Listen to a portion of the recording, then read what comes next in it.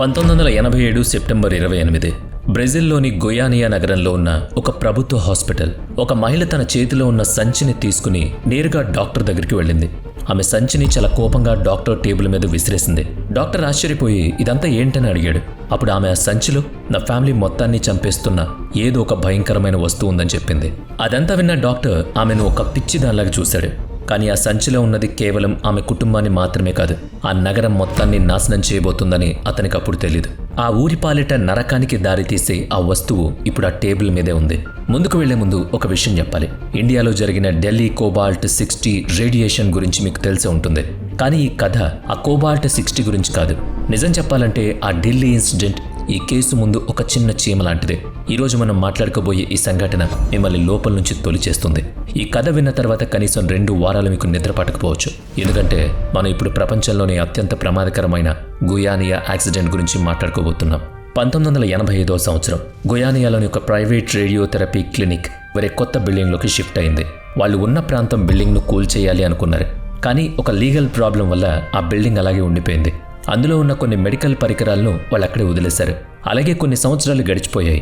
ఆ పాత బిల్డింగ్ పూర్తిగా పాడైపోయింది. ఒకరోజు కొంతమంది దొంగల కన్ను ఆ బిల్డింగ్ మీద పడింది. 1987 సెప్టెంబర్ 10న వాగ్నర్ పెరీరా, రాబర్ట్ అల్విన్ అనే 2 దొంగలు ఆ పాత బిల్డింగ్లోకి చొరబడ్డారు. అక్కడ వాళ్ళకి ఒక పెద్ద జాక్పాట్ లాంటి వస్తువు దొరికింది. చూడ్డానికి అది చాలా ఖరీదైన మెడికల్ డివైస్ లాగా అనిపించింది. కానీ అసలు ఆ వస్తువు ఏంటో ఆ దొంగలకు మాత్రం తెలీదు. ఆ మెషిన్ మొత్తాన్ని దొంగిలించాలని వాళ్ళు డిసైడ్ అయ్యారు. కానీ అది చాలా బరువుగా ఉండడంతో వాళ్ళ వల్ల కాలేదు. అందుకే అందులో ఖరీదైందిగా కనిపిస్తున్న ఒక చిన్న పార్ట్ను మాత్రం తీసి అల్విన్ ఇంటికి తీసుకువెళ్ళాడు. దాన్ని ముక్కలు చేసి స్క్రాప్ మార్కెట్లో అమ్మేయాలనేది ప్లాన్. కానీ వాళ్ళు ఆ పని మొదలు పెట్టకముందే 2 చాలా దారుణంగా జబ్బు పడ్డారు. వాళ్ళకి విపరీతమైన జ్వరం, మోషన్స్ మొదలయ్యాయి. బయట ఏదైనా చెడు ఆహారం తినడం వల్ల ఇలా జరిగిందనుకున్నారు. కానీ వాళ్ళకి జరగబోయే ఘోరం గురించి వాళ్ళకి ఎలాంటి ఐడియా లేదు. ఆ దొంగల్లో ఒకరైన వాగ్నర్ పరిస్థితి మరీ దారుణంగా తయారైంది. అతని చేతిలో ఏదో కాలినట్లుగా వింతైన మచ్చ వచ్చింది. అతను డాక్టర్ దగ్గరికి వెళితే అది ఏదైనా అలర్జీ అయి ఉంటుందని చెప్పి రెస్ట్ తీసుకోమన్నాడు. అదే సమయంలో మరో దొంగ అల్విన్ ఆ మెషిన్ పార్ట్ను విప్పడానికి చాలా కష్టపడ్డాడు. అది మామూలుగా ఓపెన్ అయ్యే వస్తువు కాదు.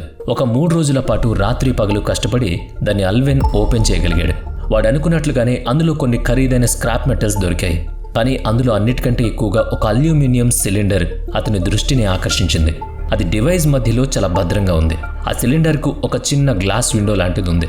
అల్విన్ ఒక స్క్రూ డ్రైవర్తో ఆ గ్లాస్ను పగలగొట్టాడు. అందులో వాడికి బియ్యం గింజల లాంటి ఒక వస్తువు కనిపించింది. వాడు దాన్ని ముట్టుకోగానే అది ఒక పౌడర్ లాగా మారి గాల్లో కలిసిపోయింది. అసలు ఆ పౌడర్ ఏంటి అనేది వాళ్ళకి అర్థం కాలేదు. కానీ ముందు ముందు ఆ పౌడర్ గొయానియా సిటీలోని 70% బిల్డింగ్స్ని పేకమేడలా కూల్చేస్తుందని ఎవరికీ తెలియదు. నేను ముందుగా చెప్పినట్టు అల్విన్ ఆ సిలిండర్ను బయటకు తీశాడు. అందులో బియ్యం గింజలు లాంటివి కనిపించాయి. వాటిని ముట్టుకోగానే అవి గింజలు పౌడర్గా మారిపోయి గాల్లో కలిసిపోయాయి. ఆ పౌడర్ ఏంటో అల్విన్కి ఏమాత్రం ఐడియా లేదు. కానీ అది తనకేం ఉపయోగపడదు అని వాడికి అర్థమైంది. ఆ తర్వాత దాన్ని ఒక స్క్రాప్ యాడ్కు తీసుకువెళ్ళి ఆ మెషిన్ పార్ట్స్ను డెవయార్ ఫెరారీ అనే ఒక స్క్రాప్ డీలర్కి అమ్మేశాడు. ఫెరారీ ఆ వస్తువుల్ని తీసుకువెళ్ళి తన గ్యారేజ్లో పెట్టాడు. కానీ ఆ రోజు రాత్రి అతను గ్యారేజ్ వైపు రౌండ్స్కు వెళ్ళినప్పుడు ఒక వింత దృశ్యం కనిపించింది. ఉదయం తన కొన్న స్క్రాప్ నుంచి ఒక నీలం రంగు వెలుతురు బయటకొచ్చింది. అది చీకటిలో చాలా ప్రకాశవంతంగా కనిపిస్తోంది. ఆ లైట్ అతన్ని ఆకర్షించింది. దాని దగ్గరికి వెళ్ళాడు. ఆ నీలిరంగు వెలుతురు ఒక అల్యూమినియం క్యాన్లో ఉన్న ఒక చాక్ పీస్ లాంటి వస్తువు నుంచి వస్తోందని ఫెరారీ గమనించాడు. తను స్క్రాప్ బిజినెస్లో ఎక్స్పర్ట్ అయినా కూడా తన జీవితంలో ఇలాంటి గ్లోయింగ్ పౌడర్ను ఎప్పుడూ చూడలేదు. అది ఖచ్చితంగా ఏదైనా విలువైన రత్నాల పౌడర్ అయి ఉంటుందని అతను కలగన్నాడు. ఇక ఆ తర్వాత 3 రోజుల పాటు తన ఫ్యామిలీని, బంధువుల్ని పిలిచి ఆ అద్భుతమైన వస్తువును చూపిస్తూ షో ఆఫ్ చేశాడు. అంతేకాదు ఆ పౌడర్ను తన బంధువులకు కొద్దిగా పంచడం కూడా మొదలుపెట్టాడు. ఆ బంధువుల్లో ఇవో ఫెరారీ అనే వ్యక్తి ఒకడు. ఈ వింతైన పౌడర్ను అతను తన ఇంటికి తీసుకువెళ్ళాడు. ఇది తన చిన్న కూతురికి బాగా నచ్చుతుందని అతను అనుకున్నాడు. ఇవో అనుకున్నట్లుగానే ఆ చిన్నారికి ఆ మిస్టీరియస్ పౌడర్ చాలా బాగా నచ్చింది. ఆ పాప దాంతో ఆడుకోవడం మొదలుపెట్టింది. ఆ పౌడర్ను తన చేతులకు, ముఖానికి పూసుకుంది. దాంతో ఆ పాప ముఖం ఒక నైట్ బల్బ్ లాగా మెరవడం మొదలైంది. కానీ ఆ పాప సంతోషం ఎక్కువసేపు నిలవలేదు. ఆ పౌడర్ ముఖానికి రాసుకున్న కొద్ది నిమిషాలకే ఆ చిన్నారికి విపరీతంగా వాంతులు రావడం మొదలైంది. ఆశ్చర్యకరమైన విషయం ఏంటంటే ఆ పాప చేసిన వాంతిలో నుంచి కూడా నీలం రంగు వెలుతురు బయటకొచ్చింది. మరోవైపు స్క్రాప్ డీలర్ డెవయార్ ఫెరారీ భార్య మరియా కూడా తీవ్రమైన జబ్బు పడింది. వాంతులు, మోషన్స్తో ఆమె పరిస్థితి దారుణంగా మారింది. ఆమెను దగ్గరలోని హాస్పిటల్కు తీసుకువెళ్లారు. డాక్టర్ కేవలం అది ఒక అలర్జీ అని చెప్పి కొన్ని రోజులు రెస్ట్ తీసుకోమని ఇంటికి పంపాడు. అదే రోజు రాత్రి ఆ స్క్రాప్ యార్డ్ ఓనర్ ఫెరారీ కూడా జబ్బు పడ్డాడు. అయినా సరే అతను పనికి వెళుతూనే ఉన్నాడు. ఆ దొంగల దగ్గర ఉన్న స్క్రాప్ అంతా తన వర్కర్స్తో విడదీయించాడు. అందులో తనకు పనికొచ్చే వస్తువులను అట్టిపెట్టుకుని మిగతావి వేరే స్క్రాప్ డీలర్లకు అమ్మేశాడు. అలా ఆ మెషిన్, అందులోని పౌడర్ గోయానియా సిటీ మొత్తం వ్యాపించడం మొదలుపెట్టింది. కొన్ని పార్ట్స్ అయితే సిటీ దాటి బయటకు కూడా వెళ్ళిపోయాయి. ఇదంతా చూసి అందరూ ఫుడ్ పాయిజనింగ్ వల్లే జబ్బు పడుతున్నారు అనుకున్నారు. కానీ మరియాకు మాత్రం అనుమానం వచ్చింది. ఆ పౌడర్, ఆ స్క్రాప్ ఇంటికి వచ్చినప్పటి నుంచి ఇలా జరుగుతుందని ఆమెకు అర్థమైపోయింది. మరియా అంత చదువుకున్న మహిళ కాకపోయినా ఆమె మాత్రం డాక్టర్ మాట విని సైలెంట్గా ఊరుకోలేదు. ఎందుకంటే ఆ పౌడర్ను ముట్టుకున్న తన బంధువులు కూడా జబ్బు పడ్డారు. వెంటనే మరియా తన వర్కర్ అయిన జెరాల్డోను పిలిచి ఆ పౌడర్ ఉన్న సంచిని మోయమని చెప్పాడు. ఆ తర్వాత జనాలు కిక్కిరిసి ఉన్న ఒక బస్ ఎక్కి గోయానీ డిస్ట్రిక్ట్ హాస్పిటల్కు చేరుకుంది. ఆ చెత్త సంచిని నేరుగా డాక్టర్ టేబుల్ మీద విసిరింది. ఇది ఎనర్జీ కాదు, మా ఫ్యామిలీ ప్రాణాలు తీస్తున్న ఒక రాక్షస్ అని చెప్పింది. డాక్టర్ కూడా ఒక్కసారిగా ఉలిక్కిపడ్డాడు. దీనివల్ల ఎంతమంది జబ్బు పడ్డారు, అసలు ఈ మెటీరియల్ ఏంటి అని కొన్ని ప్రశ్నలు అడిగాడు. ఇదంతా విన్న తర్వాత డాక్టర్కు ఇదొక డెంగ్యూ లేదా చికెన్ గున్యా లాంటి వ్యాధి అయి ఉంటుందనిపించింది. అందుకే మరియాను దగ్గరలో ఉన్న ఒక ట్రాపికల్ డిసీజ్ క్లినిక్కు పంపించాడు. ఆమె అక్కడి నుంచి వెళ్ళిపోయిన తర్వాత ఆ డాక్టర్కి ఏదో వింతైన భయం, కంగారు మొదలైంది. అతను నెమ్మదిగా దగ్గడం స్టార్ట్ చేశాడు.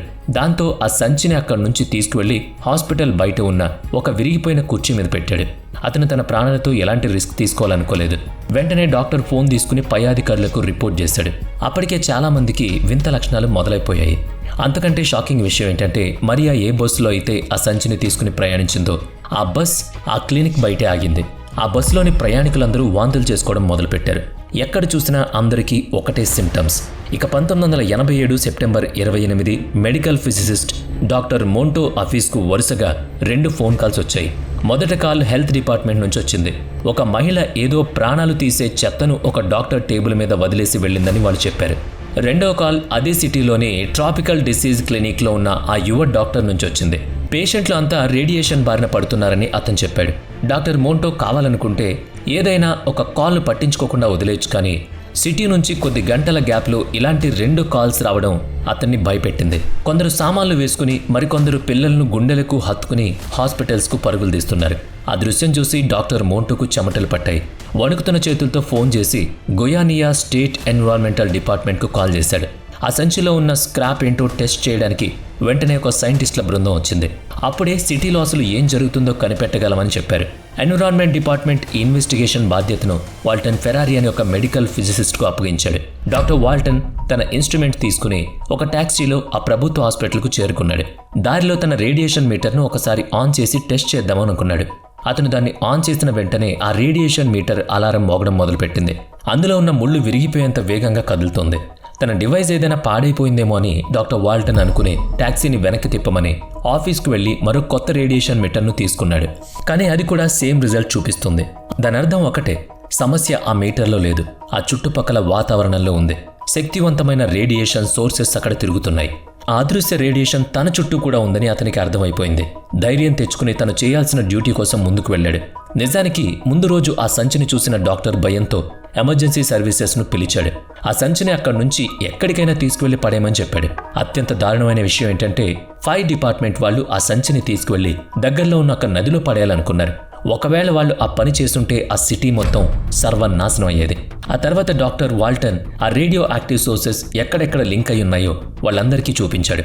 2 ఏళ్ల క్రితం కొత్త బిల్డింగ్కు షిఫ్ట్ అవుతున్న క్లినిక్ వాళ్ళు ఒక రేడియోథెరపీ మిషన్ను అక్కడే వదిలేశారని అతనికి తెలిసింది. ఆ మిషన్ ఆ ఘోరానికి కారణమని తేలింది. అందులో ఉన్న అల్యూమినియం సిలిండర్లో 93 గ్రాముల highly radio active caesium chloride ఉంది. ఇది సీజియం 137 అనే ఐసోటోప్తో తయారైంది. ఇది కోబాల్ట్ 60కి తాత లాంటిది. దొంగల చేతిలో పడి అది బయటకొచ్చేసింది. ఇది డాక్టర్ వాల్టర్కు చాలా భయంకరమైన న్యూస్.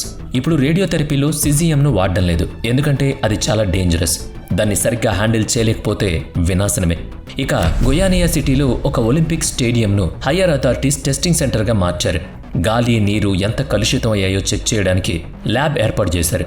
సిటీలో దాదాపు 85 ఇళ్లు కంటామినేట్ అయ్యాయని తెలిసింది. అందులో 41 ఇళ్లను పూర్తిగా కాల్చేశారు, కూల్చేశారు, మరికొన్నిటిని విడదీశారు. ఆ శిథిలాలను ట్రక్కులో నింపి సిటీ బయటకు తరలించారు. అందులో 1000 మందికి కంటామినేట్ ఉన్నట్టు తేలింది. వారిలో 249 మందికి బాడీలో తీవ్రమైన రేడియేషన్ సోకింది. చాలా మందికి చర్మంపై, కొందరికి లోపల రకరకాల వ్యాధులొచ్చాయి. చాలా మంది కొన్ని నెలల్లోనే కొద్దిగా కోలుకున్నారు. కానీ జీవితాంతం ఆ రేడియేషన్ తాలూకు సమస్యలు వాళ్ళని వెంటాడుతూనే ఉన్నాయి. దురదృష్టవశాత్తు అదే నెలలో 4 వ్యక్తులు ప్రాణాలు కూడా కోల్పోయారు. ఆ పౌడర్ని ముఖానికి రాసుకోవడమే కాకుండా శాండ్విచ్ తింటూ దాన్ని మింగేసిన ఆ 6 ఏళ్ల చిన్నారి లీడ్ ఫెరీరా అత్యంత దారుణంగా నరకం అనుభవిస్తూ చనిపోయింది. 1987 అక్టోబర్ 23న ఆమె మరణించింది. ఇక ఈ న్యూక్లియర్ ఇన్సిడెంట్ వల్ల గొయానియా సిటీ ప్రజలు ఊహించని కష్టాలను ఎదుర్కొన్నారు.